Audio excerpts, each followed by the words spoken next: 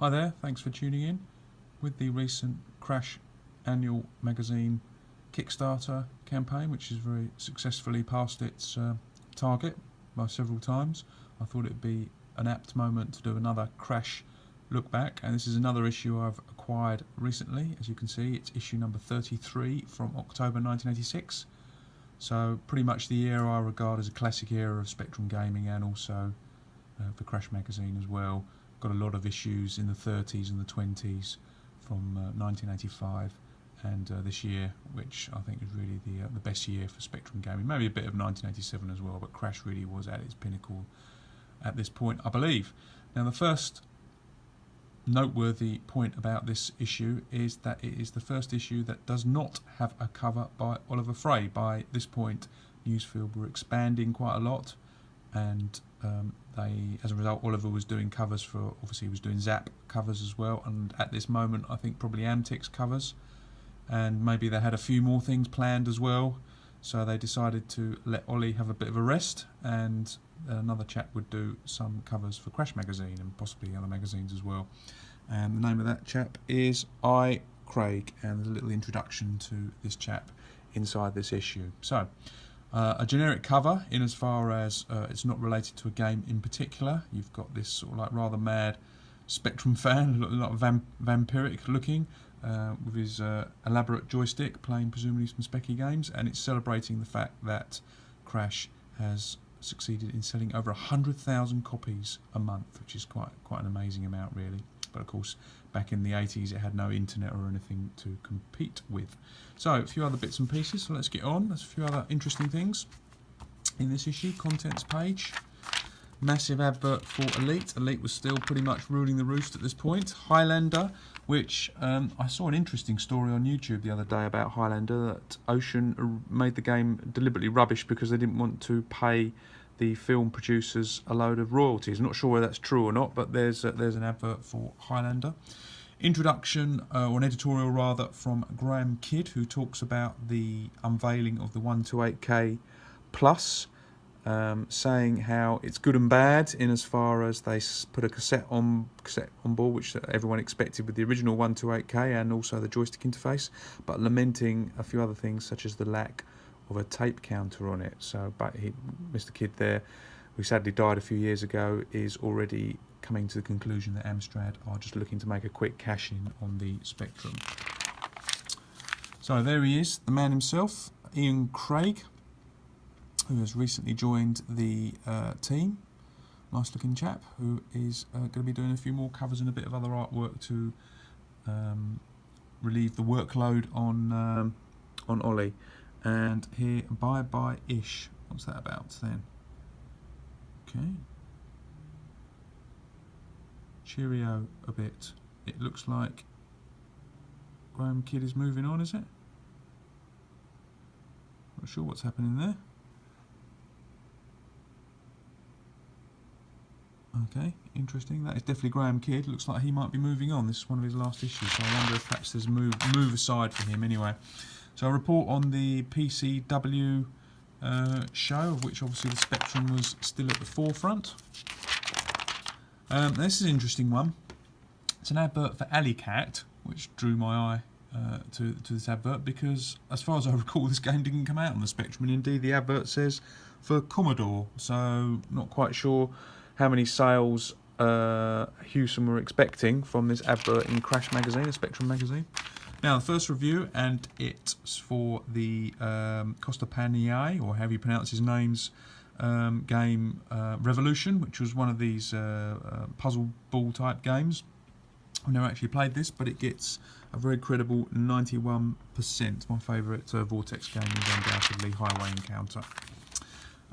The arcade conversion Paperboy from Elite, which gets another good review, 88%. Very popular arcade game, of course. Naturally monochrome on the Specky, but it still gets a decent review.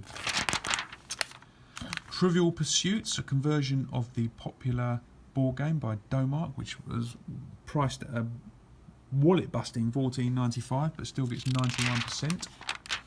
And then Countdown by Maxon, which is quite funny really. Obviously it's not a game that's going to lend itself particularly to graphics, but it obviously doesn't have a lot of pizzazz to it because they give the graphics 5%, so it must be one of the lowest scores ever for graphics, and as you can see it does look fairly simplistic, so I think Maxim could have made a bit of a better effort there at jazzing that game up. And they're amusingly titled Captain Slog, see what they've done there, from Alpha Omega, which is another cheapy crappy budget game from those people, which was a budget label from CRL, and it gets just 30%, and the comment simply awful. 1942, this was probably the first of lower scores for Elite's arcade conversion, coded by Dominic Wood, who's a very good coder. He did a lot of good arcade conversions, but it gets just 63%, and actually the reviewers kind of blame the original arcade game as well, saying it's not that good, which I think is a bit unfair because I really love 1942 on the arcades. I don't think the Specky conversion is that bad either. I think 75 or 80% might have been a better and more accurate score, but there you go. They weren't always the most generous, Crash. Rugby Manager by Arctic, which gets another lamentable score of 31%.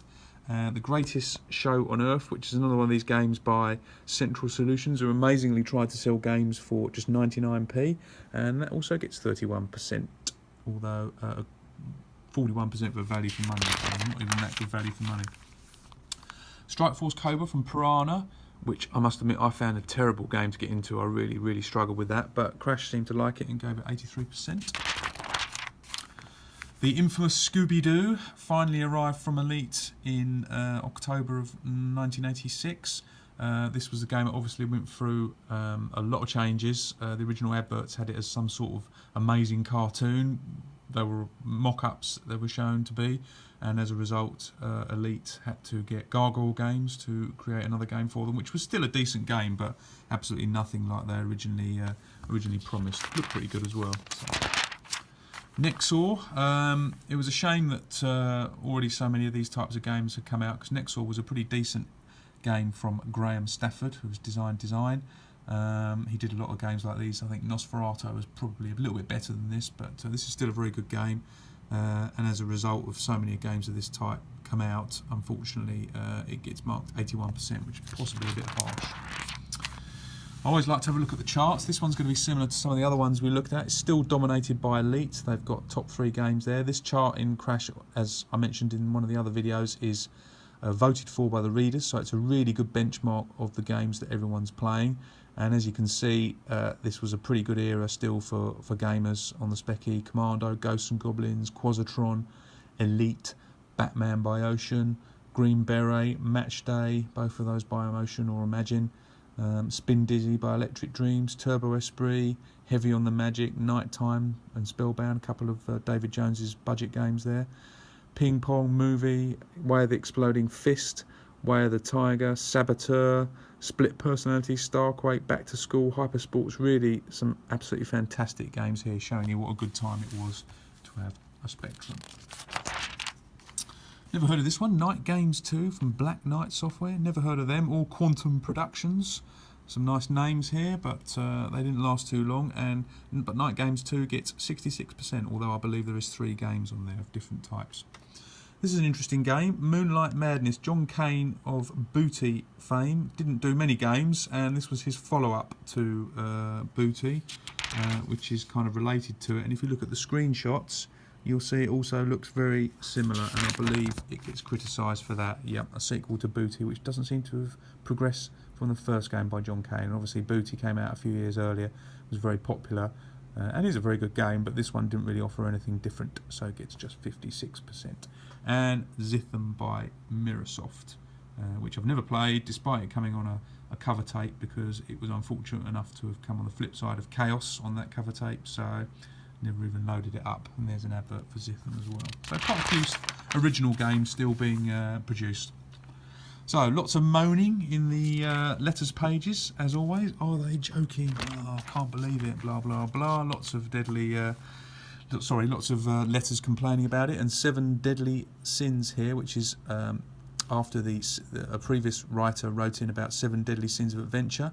Here are the 7 magnificent deadly sins of arcade writing, and then there's lots of sins about what people do wrong about making games, and more sins. It was always a popular thing at the time. So lots of moaning about games prices and so on. Still lots of letters flooding in. Crash Course, which was educational software, which I didn't read then and I don't read now. Frontline by Sean Masterson. Johnny Reb 2, excellent strategy game from MC Lothlorien. Lots of efforts. Nice solution here to Rebel Star, which was from this chap called Paul Baxter from North Yorkshire, and he gets £20 of software for it, and I think it's a solution that probably everyone had worked out.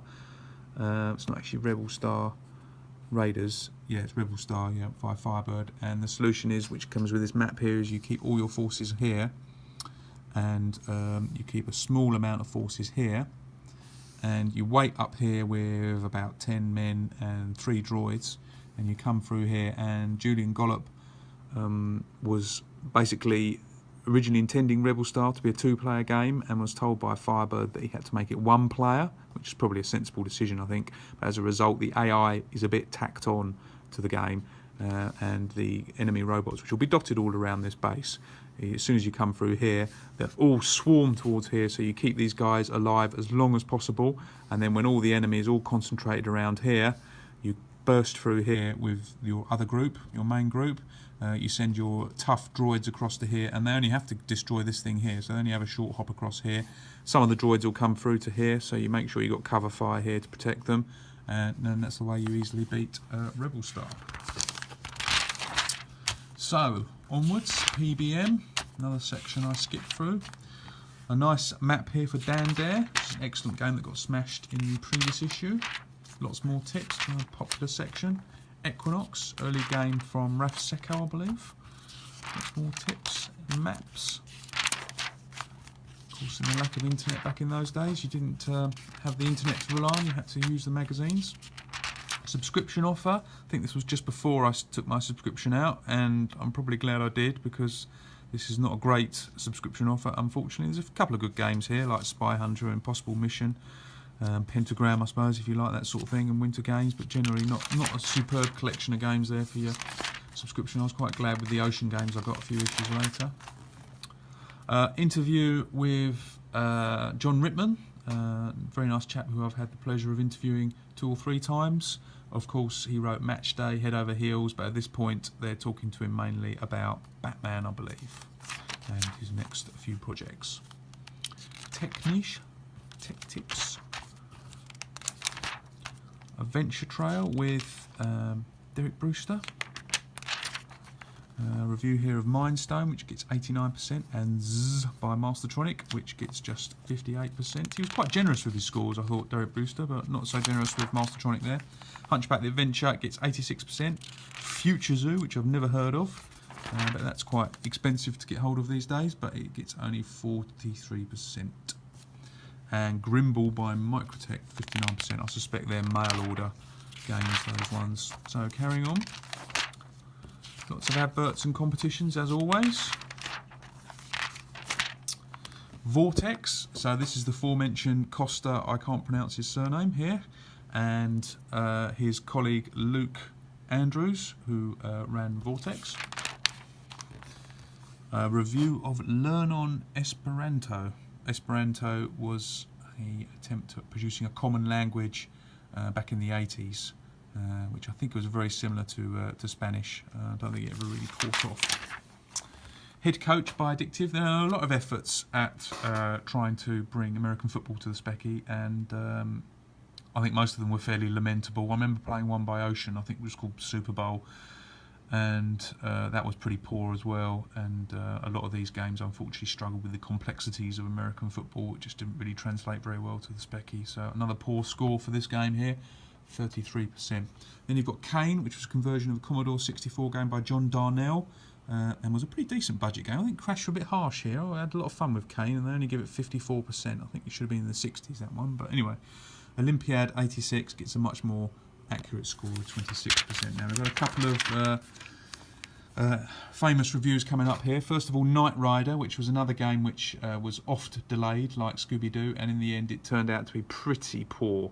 to be honest. And as you can see, the author is nowhere to be seen here. I can't remember who wrote it, but it was a pretty dreadful game, very boring, not a lot to it, and quite a disappointment. And I think a fairly accurate score of 39%. It may be a touch too generous there, Crash.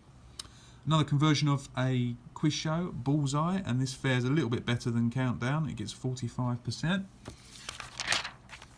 Tennis by Imagine. Imagine did a lot of sports games off their own back, non-licensed ones, when Ocean first acquired them, such as this and Super Soccer, and I think they did a golf game as well, although that might have been licensed from a Konami game. Oh, I think this one is as well, actually. So they're all licenses from Konami. Although I'm not sure Super Soccer was, but actually they're all pretty poor. They did a basketball game as well. Imagine didn't really hit their stride until 1986, but although they did produce a few games in 1985 with games such as Ping Pong and Hypersports and Green Beret, of course. iCups by Thor. They were quite a good software house. Didn't produce a huge amount of games, but a lot of good ones, such as this. And this gets a very good 74%. Strike Force Harrier, Flight Sim, wasn't particularly into my flight sims, but this one is fairly decent. Trapdoor, which licensed from the cartoon, of course, by Don Priestley, as you can see from his signature big sprites, and that gets 88%. Yep, good game that. Rescue on Fractalus from Activision gets 75%. Didn't really suit the spec too well, those games. Couple of good Mastertronic budget games here. Clive Brooker, who did One Man and His Droid, and One Man and His Droid 2, does Lap of the Gods here, and that gets 80%. So Mastertronic really starting to produce one or two excellent games here for $1.99. And here's another one, Universal Hero. It was written by Stuart Middleton, who's a very nice chap I've interviewed for an article on this game for Retro Gamer. And this is a really excellent game, although the score of 83% I think is a touch generous. I think maybe a high 70s would have been a bit better. And my main criticism of the criticism here would appear to be that the reviewers haven't played the game past the first section on the asteroid, because once you get onto the freighter, it gets very, very difficult. The puzzles in Universal Hero are very strange. It's quite easy to work out the first part, but the second part is really tough, and the puzzles are quite obscure, too obscure really. Stuart said that when I interviewed him, that possibly he made it a little bit too obscure and difficult to solve. So yeah, the game does take a bit of a dip once you get off the asteroid, but until then it's an excellent game and fully deserving of a good score. Decorating Blues from Alpha Omega, another piss poor game from them. So almost done now. Octagon Squad, another Mastertronic game. I remember having this one in the day, and it was fairly impenetrable, and yeah, it's difficult to get into there. Not really worth the effort. And Buccaneer, which was actually a re-release. It was originally released by these people here, Insight, and it's just a simple shooter, and it's just 49%. So just merely Mangram to go. That's all we've got. So here Lloyd previews a few games coming up. So you've got Asterix there, and the Magic Cauldron, Contact Sam Cruise, and Ole Toro. Plus Prodigy by Electric Dreams, War by Martek, which was written by Jazz Austin, and Thrust, which was an excellent budget game from Firebird, and TT Racer from Digital Inspiration, did a lot of those sort of simulations, of course, and more focus on budget games. You've got Glider Rider there and Ollie and Lissa, both of which turned out to be excellent budget games, and Bomb Scare by who's that by? I think it was by Firebird, wasn't it? Well, they got a wrong screenshot there. I think they're saying that is, of course, Glider Rider wasn't a budget game initially. It was by Quicksilver. I think it was a full price game, but they got the wrong screenshot there. I'm pretty sure that's Bomb Scare by Firebird, so that screenshot should be up there, and Glider Rider should be down there. So see, even Crash made mistakes. And finally, to wrap this one up, an advert, very evocative advert for Moonlight Madness, the sequel to Booty. So there you go. There is Crash. Oh, sorry, a couple more pages actually. Some more previews and the on the screen. This one on the screen is quite good. Diamond Run and Epic Quest. So I don't know if this game ever appeared, but a bit of a cheeky use of the Ultimate logo there for Alter It, Sell the Name. So it looks quite an intriguing game as well. A really nice fake screen loading screen. So there you go. Crash issue 33 from October 1986. Thanks for watching, and I'll post another video soon. Cheers.